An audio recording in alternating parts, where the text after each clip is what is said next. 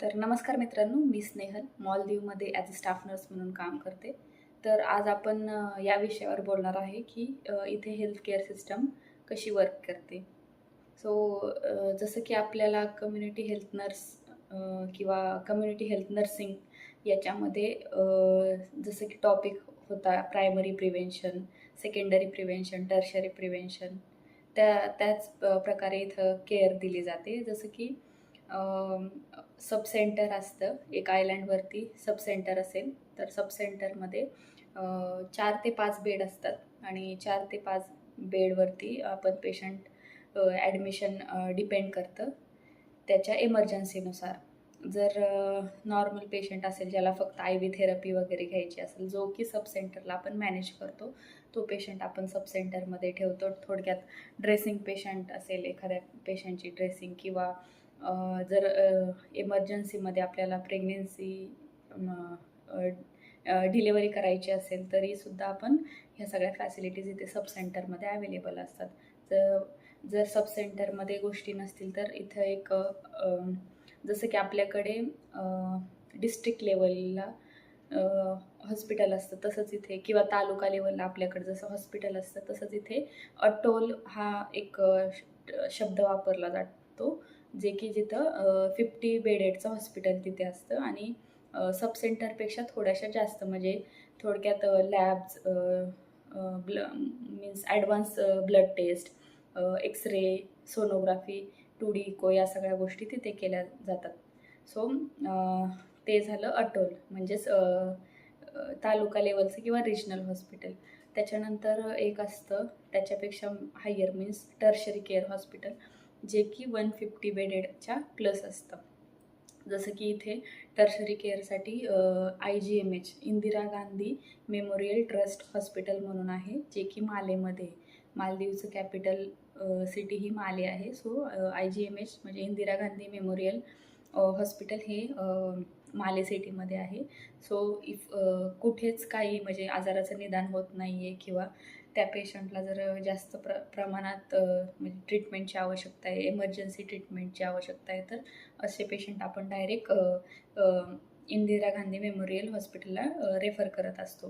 तर जर एखादा पेशंट आला इमर्जन्सीमध्ये, जो की अनकॉन्शियस आहे किंवा जर त्याला स्कॅनिंगचीच गरज आहे, तर आपण इथं प्रायमरी मॅनेजमेंटसाठी सगळे इक्विपमेंट्स अवेलेबल आहेत, जसं की ऑक्सिजन सिलेंडर, O2 फॉर इंट्युबेशन, सगळ्या गोष्टी इथं उपलब्ध आहेत. मग आपण पेशंटला इथे सेटल करून आपण लगेच त्याचा रेफरल पुढच्या हॉस्पिटलला देतो. कारण का इथे असं आहे की जर सब सेंटर लेवलला एक मीन्स जनरल फिजिशियन ठेवतात हे लोकं. स्पेसिफिक स्पेशालिटीचे डॉक्टर सब सेंटरला नसतात. त्याच्यामुळे इथे जस्ट बेसिक गोष्टींची ट्रीटमेंट दिली जाते. त्याच्यानंतर जर आपण रिजनल हॉस्पिटलला बघितलं, तर रिजनल हॉस्पिटलमध्ये सुद्धा म्हणजे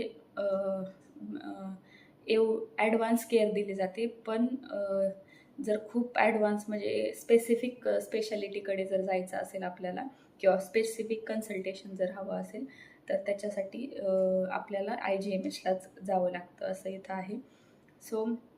आता रेफरल जर करायचं असेल, तर आता इथे तुम्ही बघाल तर आयलँड आहे, चारही बाजूने समुद्र आहे. इथं रेफरलसाठी आपण बोट थ्रू आपण ट्रान्सफर करतो पेशंट.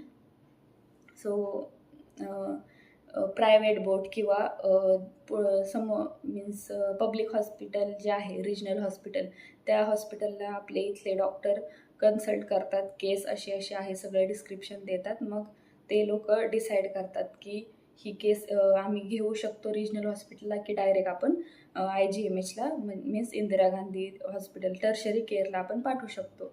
तर त्या गोष्टी डिसाईड होतात. त्याच्यानंतर त्यांचं अप्रुव्हल येतं. अप्रुव्हल आल्यानंतर जर ती केस इथे फुनदू हे आयलँड आहे एक, जिथे रिजनल हॉस्पिटल आहे.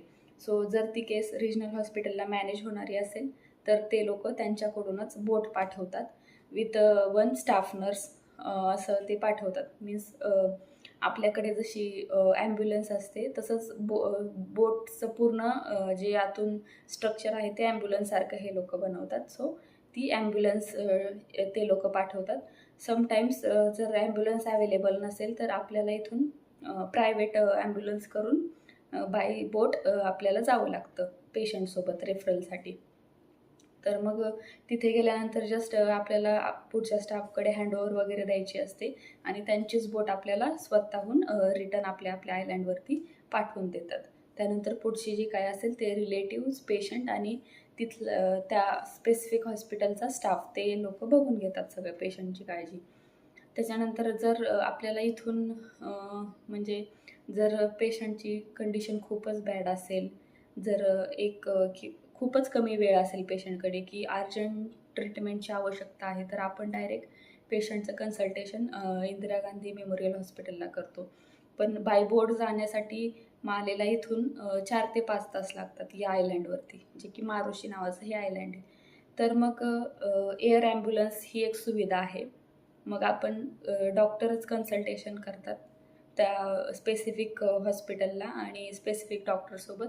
मग ते डॉक्टर केस वगैरे सगळ्या गोष्टी जाणून घेऊन डायरेक्ट एअर ॲम्ब्युलन्स आपल्याकडे येते, जी की एअर ॲम्ब्युलन्समध्ये एक हार्डली 1 आवर किंवा 1½ आवर डिस्टन्स आहे. सो मग एअर ॲम्ब्युलन्स थ्रू पेशंट आपण पाठवत जातो. तर अशी इथली हेल्थकेअर सिस्टीम अशी वर्क करते.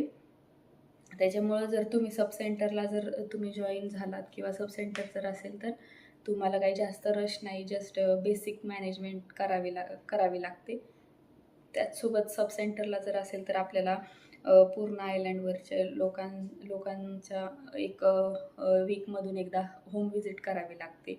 सो त्याच्यासाठी पण हे लोकच ॲम्ब्युलन्स प्रोव्हाइड करतात. सो ॲम्ब्युलन्समध्ये बसून आपल्यासोबत एक सोशल वर्कर आणि एक कम्युनिटी हेल्थचं लोकल इथलं एक एम्प्लॉई असतात, ते आपल्यासोबत येतात आणि महिन्यातून एकदा डॉक्टर आपल्यासोबत व्हिजिटला येत असतो आणि इतर वेळेस आपल्याला आठवड्यातून प्रत्येक आठवड्याला एक होम विजिट आपल्याला करावी लागते. आणि त्याच्यानंतर त्या होम विजिटमध्ये मग जर ब्लड सॅम्पल वगैरे ह्या गोष्टी असतील तर मग आपण जर पेशंट बेड रिडन आहे, जो हॉस्पिटलमध्ये येऊ शकत नाही, मग मॉर्निंगला अर्ली मॉर्निंग जसं डॉक्टर सांगतील त्याप्रमाणे आपल्याला त्याच्या घरी जाऊन ब्लड सॅम्पल आपल्याला घ्यावं लागतं, जर पेशंट बेड रिडन असेल तर. मग त्याच्या रिलेटेड जे काही आपले म्हणजे ड्युटी सोडून जे काय आपण एक्स्ट्रा काम करतो आहे त्याच्यासाठी आपल्याला एक्स्ट्रा पेमेंट इथे दिलं जातं. सो त्या पेशंटसाठी आपण घरी जाऊन ब्लड सॅम्पल वगैरे ह्या गोष्टी घेतो. त्याच्यानंतर बाकीचे पेशंट जे चालणारे वगैरे आहेत त्या लोकांना आपण हेल्थ सेंटरमध्येच बोलवतो सकाळी आणि ब्लड सॅम्पल घेतो. तर इथे लॅब्स वगैरे अवेलेबलसुद्धा असते सब सेंटरमध्ये. सो जिथे आपण बेसिक ब्लड सॅम्पल्स किंवा काही इमर्जन्सी ब्लड सॅम्पल्स वगैरे असतील, जसे की ड्रॉप-ऑन-एंटी, then serum samples, blood test, CBC counts, ज्या बेसिक टेस्ट आहेत त्या टेस्ट, त्याचसोबत इमर्जन्सी काही टेस्ट या इथे रन करतो आणि बाकीच्या ज्या इथे अवेलेबल नाही आहेत करायला त्या आपण त्याचं रिजनल हॉस्पिटलला आपण मॉर्निंगला ते सॅम्पल कलेक्ट करून बोट थ्रू पाठवत असतो. त्याच्यानंतर मग जर तुम्ही सब सेंटरला काम करताय तर मी तर सांगेल की रश काय बिलकुल नसतो एवढा. जस्ट आपल्याला जसं आपण कम्युनिटी हेल्थ नर्स म्हणून काम करतो आपल्याकडे, त्याचप्रमाणे इथं आपल्याला काम करावं लागतं. फक्त एवढंच आहे की कधी इमर्जन्सी येऊ शकते, त्याच्यामुळं आपल्याला नेहमी सतर्क राहावं लागतं. कारण का इमर्जन्सी पेशंट आपल्याला इथे 15 ते 20 मिनटात मॅनेज करून आपल्याला लगेच त्याचा रेफरल पाठवावा लागतो पुढे. जर नाही इन केस काही गोष्टी झाल्या तर मग त्याच्यासाठी सुद्धा खूप प्रॉब्लेमॅटिक होऊन जातं पेशंटसाठी त्या गोष्टी. त्याच्यानंतर जर तुम्ही रिजनल हॉस्पिटलला वगैरे जॉब करायचं बोलत असाल तर रिजनल हॉस्पिटलमध्ये सब सेंटरपेक्षा थोड्याशा एक्स्ट्रा केअर, म्हणजे की एक्सरे, अल्ट्रासाऊंड, 2D इको या सगळ्या गोष्टी होतात आणि पोस्ट ऑपरेटिव्ह पेशंट मीन्स ज्या पोस्ट ऑपरेटिव्ह जे पेशंट आहेत तेच मोस्टली आहेत, तुम्हाला तिथे केसेस बघायला मिळतील आणि मग लेबर केसेस तुम्हाला बघायला मिळतील. कारण का रिजनल हॉस्पिटलला सुद्धा ICUचे बेड जास्त नसतात, जसं की 5 ते 10 ICUचे बेड असंच उपलब्धता असते. त्याच्यामुळे तिथे पण 50 बेडेड हॉस्पिटलच आहे. जर टर्शरी केअरमध्ये जॉब करायचा असेल तर मग तिथे 150+ बेडेड हॉस्पिटल असतं, जे की इथं इंदिरा गांधी मेमोरियल हॉस्पिटल आहे. तिथे सर्व प्रकारच्या फॅसिलिटीज अवेलेबल असतात. आणि तिथे बघायला गेलं तर मेन जो रश असतो हॉस्पिटलमध्ये, रश जसा असतो आपल्याकडे प्रायव्हेट हॉस्पिटलला, तसा रश तुम्हाला तिथे बघायला मिळेल. आणि मोस्टली इथं हॉस्पिटल हे सगळे गव्हर्नमेंटच आहेत. त्याच्यामुळं तुम्ही जरी जॉब इथे करायला आलात तरीसुद्धा गव्हर्नमेंट हॉस्पिटललाच तुम्हाला जॉब लागतो. आणि गव्हर्नमेंटला जर तुम्ही जॉईन झालात गव्हर्नमेंट हॉस्पिटलला, तर मग फॅसिलिटीज किंवा सेफ्टी, सिक्युरिटी ह्या गोष्टी चांगल्या मिळतात तुम्हाला इथे. आणि त्या मानाने रश हा खूप कमी आहे इंडियापेक्षा.